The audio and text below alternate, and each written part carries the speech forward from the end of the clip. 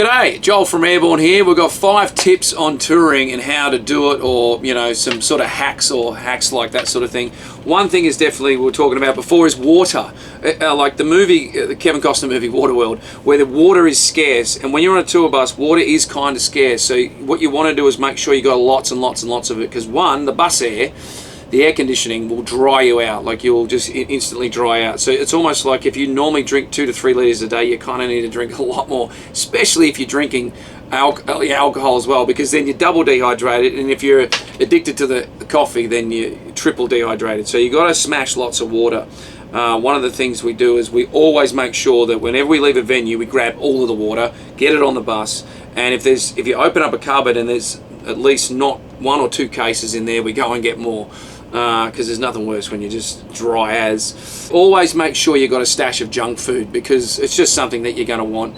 And when there's no Wi-Fi, this is just for entertainment while you're driving 8 hours at a time. If you've got an iPad or a laptop, make sure you've got the thing fully loaded. You can't stream it like you can at home. You can't have your Apple TV. You can't do that if there's no Wi-Fi. And even if there is, it's usually pretty crap and it doesn't actually work. So stock up on your favorite films. It's kind of like going back in time. Like some of these tour buses we get on, you might find that there'll still be an old stack of VHS tapes, and you're like, wow, this is like an old bus. But you definitely want your junk food, because again, long drives, you want popcorn, you want your movies, you want to create the cinematic experience inside your bunk. That's always a fun thing. You need something to do. Don't pack too many. You don't need a lot of clothing. Just the same pair of jeans every single day, it'll be fine, because usually when we stop, we get a day room or a hotel.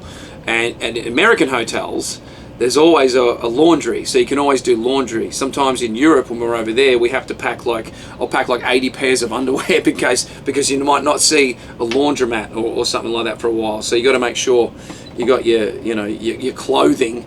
But also, when you're on a tour bus, you don't have a lot of places to put things, so you need to make sure you only bring what you need. Showering is a very interesting thing. Like when I'm at home in Australia, or when you're at home, just going about your normal daily life, waking up in the morning, having a shower is quite an easy thing. It's just normal, and brushing your teeth, it's a normal thing, and you can do that at night time.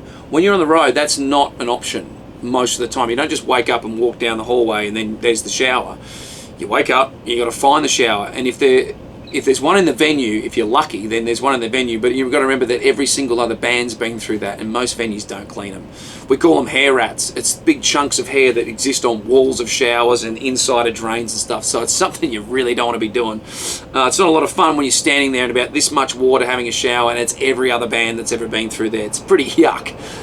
So again, not like at home, but we are lucky because in America there's this truck stop sort of culture where truck drivers will have showers. Some of these places are called loves, and so at 3 or 4 a.m. in the morning you have to wait. The bus might leave here at 12 midnight or 1 a.m. but you might be still up waiting with all your gig sweat, all your gig beer, everything all over. You're still sitting here like a real just greasy golem, and you got to then you haul all your stuff, your backpack, it's all in a backpack, and you go into the truck stop. There's truck drivers in there. They're interesting characters to talk to, because they've been on the road. They live on the road too, and then so you have a shower, and it's great because you get your own room.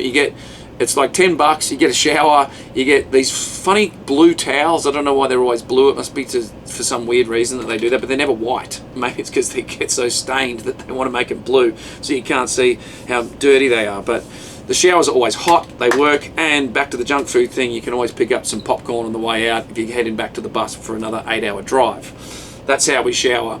And toilets and things like that, of course, with the bus, you can only do number ones, you can't do number two. So trying to find a venue shower is always a fun experience when you don't know where you are. You wake up, the sun's blaring, and you're just trying to find the venue.